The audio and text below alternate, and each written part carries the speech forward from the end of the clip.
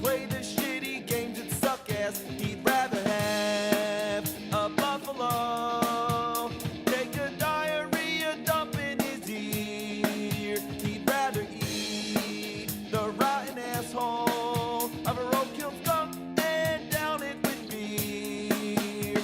He's the angriest gamer you've ever heard. He's the angry Nintendo nerd. He's the angry Atari Sega nerd. He's the angry video game nerd.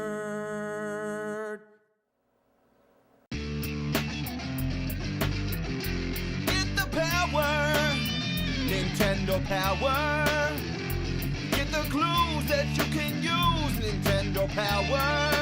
Higher and higher, fighting your way through enemy fire.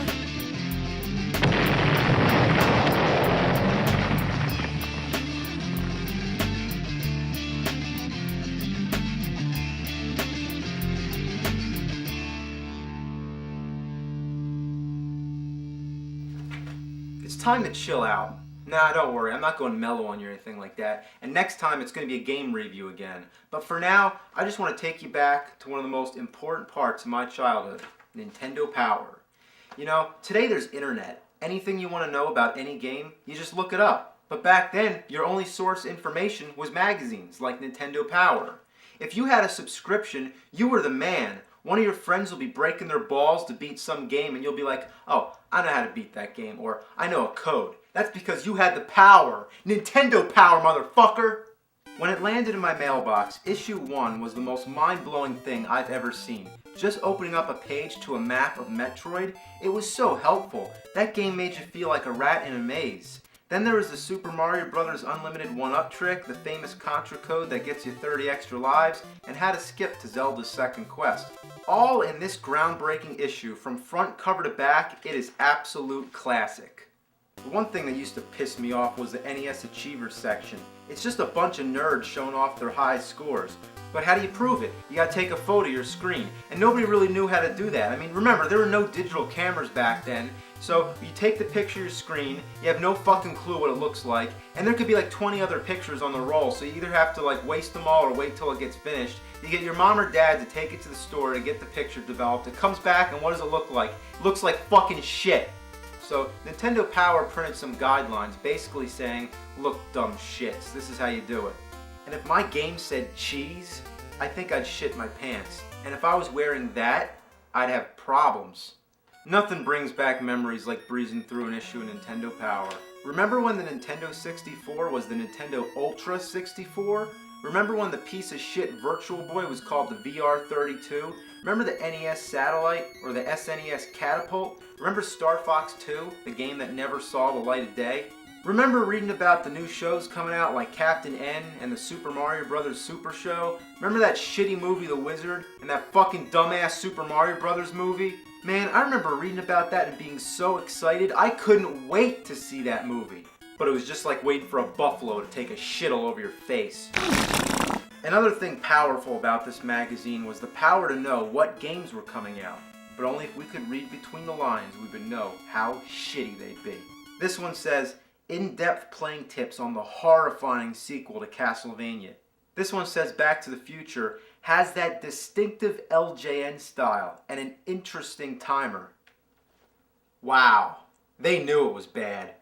Another classic section was the top 30, in which they'd list the most popular Nintendo games.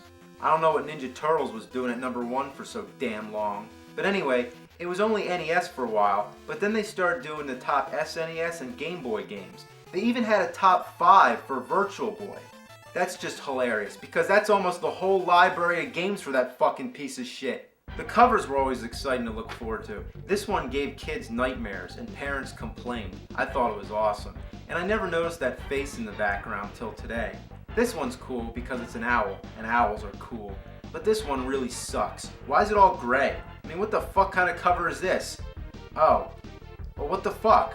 The illustrations were awesome too. Even if I didn't have the game, it was fun just looking at the pictures.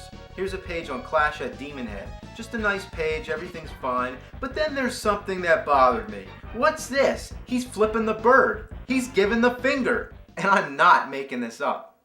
Well, this one's kind of intimidating. I mean, what's Dracula's problem?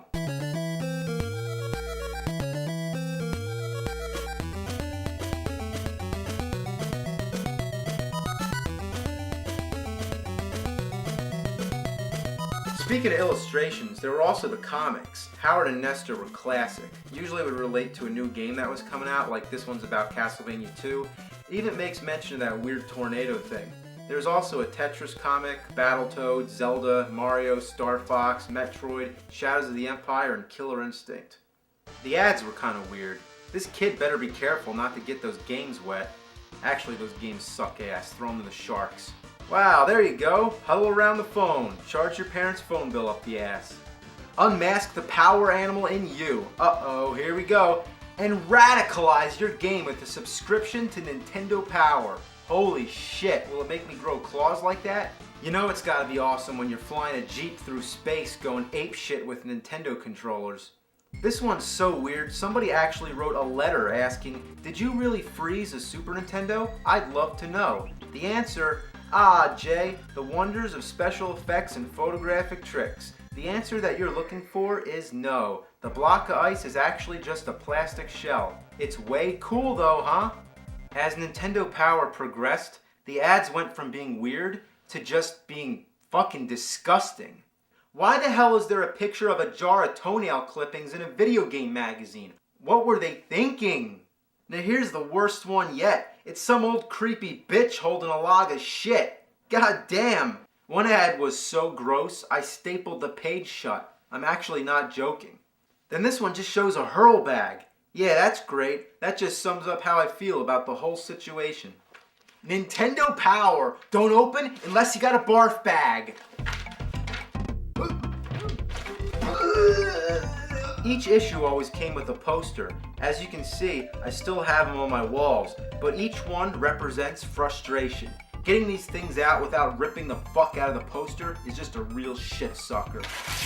Ah, fuck!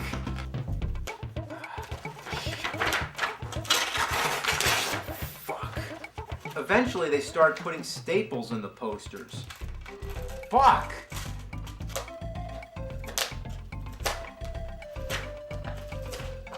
Piece of shit.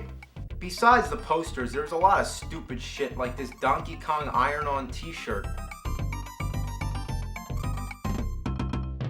And this weird scratch and sniff Earthbound thing. Oh, it stinks! Then there was also these cards in the back. I mean, what's the point? Star Fox looks fucking pissed. Speaking of Star Fox, there was also this fighter jet paper cutout model. Then there are those magic eye pictures. You're supposed to stare at this thing and see Mario or something. I don't see shit. There's also a contest in every issue. Grand prizes would include a sneak showing of the Ninja Turtles movie, a chance to meet Arnold Schwarzenegger, to win Bill and Ted's phone booth, to win a Street Fighter II arcade machine, to dig up dinosaurs, or to be an extra in The Mask 2. The Mask 2? Oh, that's a great prize. That movie never got fucking made, unless you count Son of Mask, but that wasn't until about 10 years later. And did they give the winner a rain check for that? To be in a movie with a computer-generated baby, or any of the other sequels to Jim Carrey movies that don't have Jim Carrey? Then there's this prize. It's just plain weird. Have you ever dreamed yourself in a tropical paradise, surrounded by sea and sand, a volcano rising at your back? Well, not if it's erupting like in the picture. It's tropical, dude. There's the sun. I don't really see the sun. There's fun. Oh, that's where the fun is, right there. Surf. Okay. You're right there. Okay. Sand. Well, that is definitely sand. And trees. Yep, there are trees all over the place.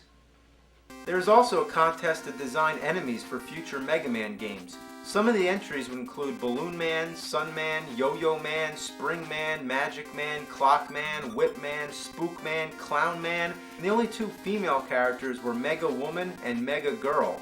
Then there's Weasel Letta and Terror Teddy? What the fuck? Nintendo Power was great, but as it went on, they made some dumb decisions. It was really nice when the spines were all numbered, so I can easily organize all the issues, but then, what the fuck? It's so inconvenient. I mean, some of them didn't even have the number on the front cover. You had to open it to find out. Then they came back to their senses and brought the spines back with a picture of Mario. Way to go, above and beyond. So, let's read some letters. Here somebody asks, do your Nintendo tapes only last 5 years? Does it matter if you set them on chairs or if you put the controllers on the floor? Huh. Here's somebody sending a recipe for Mike Tyson's punch. Oh, that's funny. Oh, and oh my god, here we go. We got a Zelda rap. It's a Legend of Zelda and it's really bad. The creatures in the game are really rad. This sounds familiar. Alright, now we got some Mario jokes. Why did Mario cross the road? Because he couldn't find a warp zone. What kind of fish would dare to attack Mario? A barracuda. How does Mario know what will happen in the future? He uses a Luigi board. Oh, God. Alright, now we got some Zelda jokes. How did Link win the basketball game for his team? He used his hook shot. What did Zelda tell Link when he couldn't unlock the door? Triforce. What did Link say to Ganon when he captured Zelda? Leave her alone. Okay, here's a really weird one. If Mario Paint has 41,664 dots available, judging from page 112 of the Mario Paint Player's Guide, and 15 different colors to choose from, then did you know that there are a total of 978857121979410 different possible images to create on a single page? That's a lot, eh? Just thought I'd tell you. Thanks, Ian. That's certainly some useful information. Now we got some complaints. The game I purchased that was completely different than I expected was Rambo for the NES. I saw him firing a machine gun on the package and it looked really cool, so I bought it. When I got home, I started to play the game. It was boring. All you do is walk around and fight with a knife. The only enemies I met were spiders, gorillas, bugs, etc. Tell me about it. We'll get to that one sometime. Ooh, here we go. I once bought a game from a friend called Fester's Quest. I was expecting a great game after reading about it at Nintendo Power, but even with the magazine at my side, it took me 2.5 hours to make it to the first boss, and another 2 to make it to the second. You want to know about Fester's Quest? Next time. Oh, here's a good complaint. So, nice names, guys. Mario 64, Super Mario Kart 64, Pilot Wings 64, Wave Race 64, Killer Instinct 64, and the list goes on. Yeesh. I'm not really mad, but I think you guys could at least put some effort into the names of the games. He totally has a good point, but here's the response. So you're saying you wouldn't be in favor of our plan to rename the magazine Nintendo Power 64? Wow, what an asshole. It is quite apparent what an active and important role marketing plays in the video game industry. I have to wonder what you are thinking when marketing the Nintendo 64 to elementary school gamers. You risk alienating gamers 15 and up. You should target older gamers because you'll also target younger ones, since the audience perception of coolness often depends on what the older teenage audience thinks is cool. I agree. And the response? Your suggestion inspired us to target more teens with our marketing. So tune in to a very special episode of Friends this week to see... Okay, here's my letter. Dear Nintendo Power Editor, what the fuck is your problem? Get the power, Nintendo Power. Get the clues that you can use, Nintendo Power. Higher and higher, fighting your way through